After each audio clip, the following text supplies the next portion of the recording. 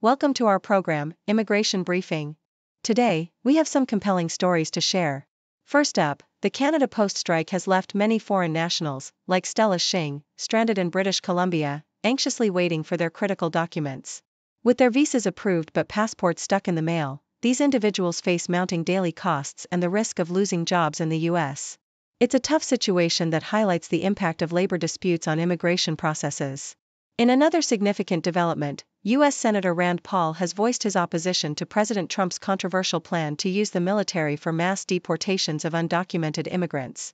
Paul argues that law enforcement should handle deportations, citing concerns over legality and public trust. This pushback indicates a growing divide within the Republican Party on how to approach immigration policy, especially as Trump prepares for a return to the Oval Office. Lastly, a new children's book from Usborne is making waves by teaching kids about the positive contributions of refugees to society. While some critics label it as indoctrination, the book aims to foster understanding and appreciation for multiculturalism among young readers. It's an interesting take on how education can shape perceptions of refugees and their role in our communities. Please stay tuned for more detailed content. CBC reports on the impact of the Canada Post strike on foreign nationals like Stella Xing and Hao Yuan Chow, who are stranded in British Columbia awaiting critical visa documents. Xing, who traveled from Seattle to renew her U.S. work visa, expected a quick turnaround but found herself stuck for nearly 2 weeks due to the strike that began on November 15. With over 55,000 postal workers on strike, Canada Post has halted the mailing of around 85,000 passports, leaving many in limbo. Both Xing and Chow express their anxiety over the situation, as the financial burden of extended stays mounts and job security becomes a concern. The U.S. Consulate in Vancouver has acknowledged the issue but has advised applicants to seek alternative delivery services, leaving many foreign nationals without options. The South China Morning Post highlights U.S. Senator Rand Paul's opposition to President-elect Donald Trump's plan to use the military for mass deportations of illegal immigrants. Paul emphasizes that deploying the military for domestic policing is illegal and could create a troubling image. While he agrees with deporting individuals with criminal records, he insists that law enforcement, not the military, should handle such operations. Trump's proposal has sparked debate within the Republican Party, with some members supporting the idea of using military resources for deportations, while others, like Paul, remain firmly against it. The discussion reflects broader concerns about the legality and ethics of using military force in domestic immigration enforcement. In a controversial Usborne children's book, Lift the Flap, Questions and Answers about Refugees, children are taught that refugees enrich our country. The book, aimed at ages 7 and up, aims to educate children about the positive contributions of refugees, including their role in diversifying food culture and filling labor market gaps. Critics have labeled the book as indoctrination, arguing it promotes a biased narrative in schools. The accompanying teaching materials encourage children to engage with local MPs about refugee support, highlighting the benefits of migration to society. While the book has been supported by organizations like the Arts Council-backed Books Trust, it has faced backlash from politicians like Rupert Lowe, who calls for greater transparency in educational content and warns against political activism in schools.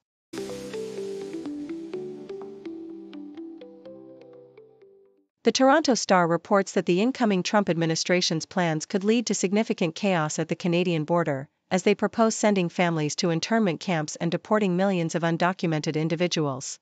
Many of those affected may have legitimate refugee claims and could seek asylum in Canada, as they did during Trump's first term. The extension of the Safe Third Country Agreement, STCA, complicates matters, as it now applies to all irregular border crossings, potentially limiting asylum seekers' options. Despite these challenges, desperate individuals from countries like Afghanistan, Burma, and Venezuela may still attempt to cross into Canada, risking exploitation by smugglers in the process. The current system must be reformed to accommodate these vulnerable populations, including creating a more accessible process for seeking exemptions from the STCA. CBC highlights that Trump's return to power is expected to ignite fierce conflicts with Democratic-led states, as officials prepare to counteract his anticipated executive orders and policies. Past actions during his first term, such as targeting sanctuary cities and escalating deportations, have left communities on edge. California, for instance, has already filed numerous lawsuits against Trump's administration, with Governor Gavin Newsom advocating for measures to protect state policies from federal overreach. The potential for protests and clashes over issues like public health and climate policy looms large, as Trump has shown a willingness to undermine state initiatives, including vaccine mandates and environmental regulations. The tension between Trump and blue states is poised to escalate, with both sides gearing up for a prolonged battle over governance and policy. The Toronto Star further emphasizes the need for Canada to avoid the pitfalls of dehumanizing rhetoric as it navigates the challenges posed by the U.S. political landscape. As the federal election approaches, it is crucial for Canada to maintain a humane approach to immigration and refugee claims, ensuring that vulnerable individuals are not turned away or subjected to dangerous crossings. The article calls for a balanced and compassionate response to the influx of asylum seekers, advocating for targeted exemptions to the STCA that would allow those fleeing violence and persecution to safely present their claims. As tensions rise along the border and in the political arena, Canada must remain steadfast in its commitment to human rights and dignity for all individuals seeking refuge.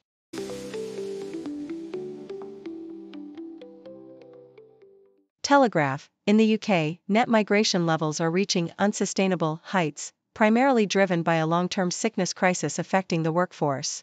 Professor Brian Bell, chair of the Migration Advisory Committee, highlights that nearly 2.8 million working-age Britons are unable to work due to health issues, a number that has surged by a third since before the COVID pandemic. This shortage in the domestic labor market has prompted employers to increasingly rely on foreign workers, resulting in a record net migration of 685,000 last year.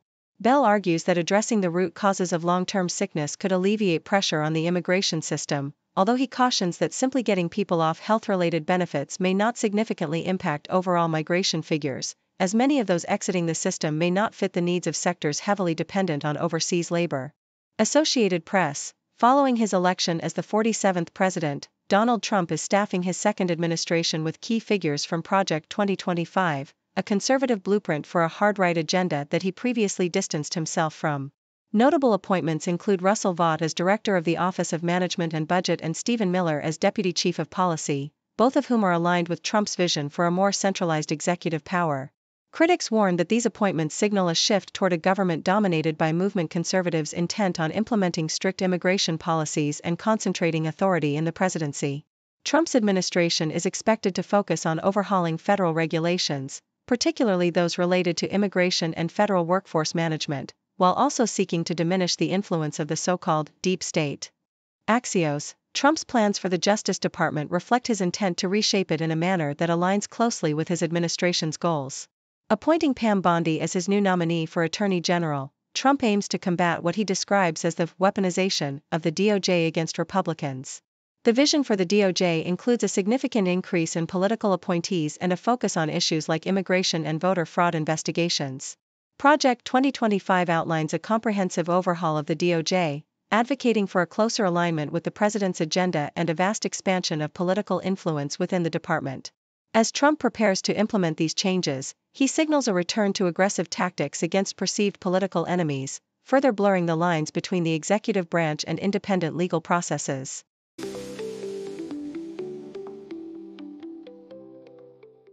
Australian Broadcasting Corporation reports on the struggles faced by young asylum seekers in Australia, like Huda Maleki and Abhishek Selvakumar, who are caught in a web of visa limbo that blocks their access to higher education.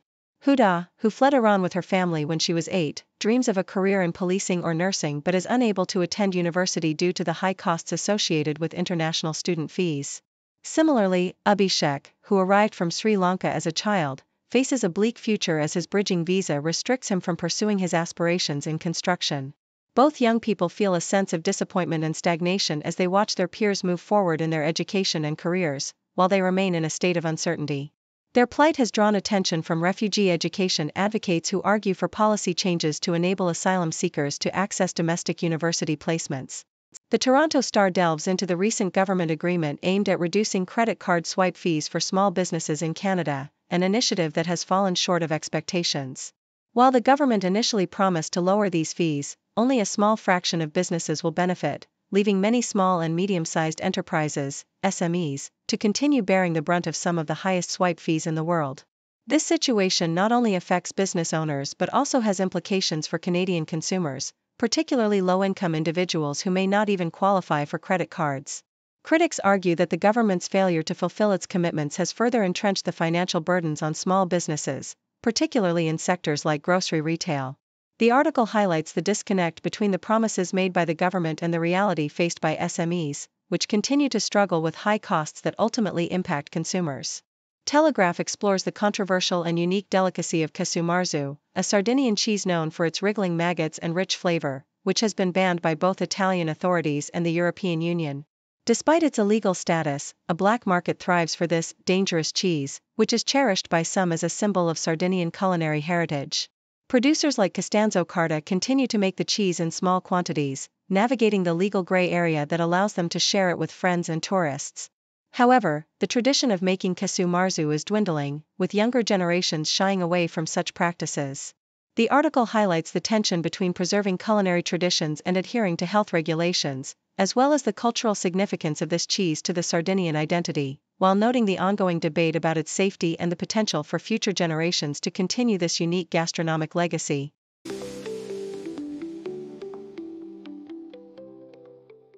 The Toronto Star recounts the fond memories of a boy soprano who sang in his church choir during Christmas seasons.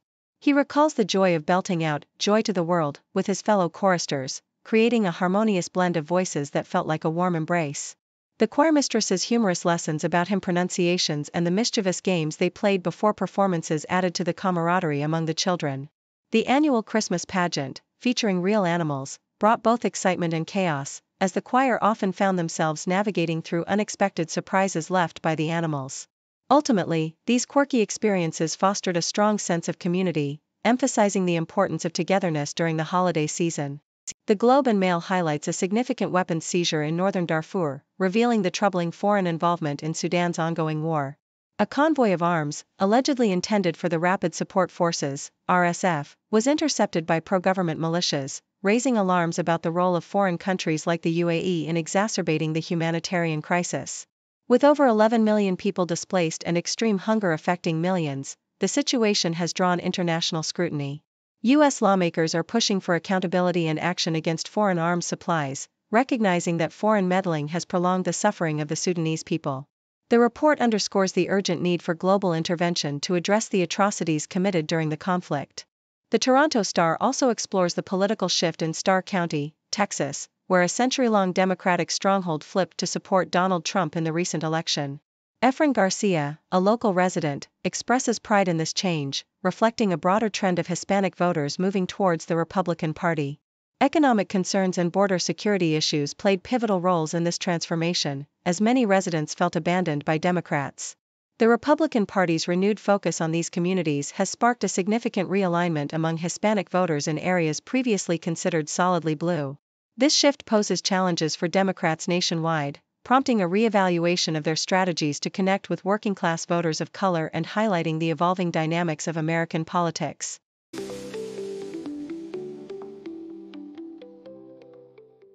Thank you for tuning in. The content above showcases the latest briefing reports and analytical synopses, thoughtfully curated by the 6Do team. These insights stem from a wide array of reputable media outlets, think tanks, government sources, and specialized experts worldwide. We encourage you to explore these sources for a comprehensive perspective. Keep in mind that while the content may not always align with the official standpoint of 6Do Brief, it's not meant to be taken as absolute directives for decision-making. Comprising seasoned media professionals, learned scholars, and accomplished scientists, the 6Do team embodies a trailblazing, fully independent media entity. To customize 6Do Brief to meet your professional needs, you have the option to subscribe to a diverse array of briefings on our website, 6dobrief.com. Regardless of your location, you can conveniently receive 6Do Brief via email.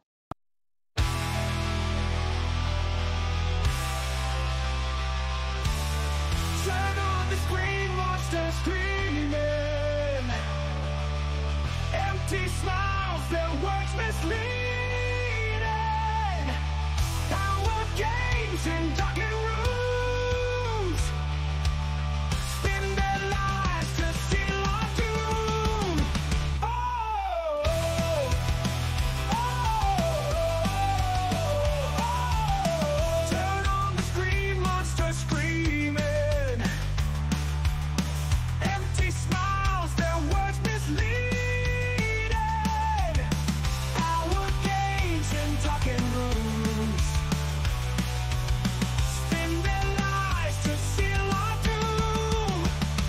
Talk about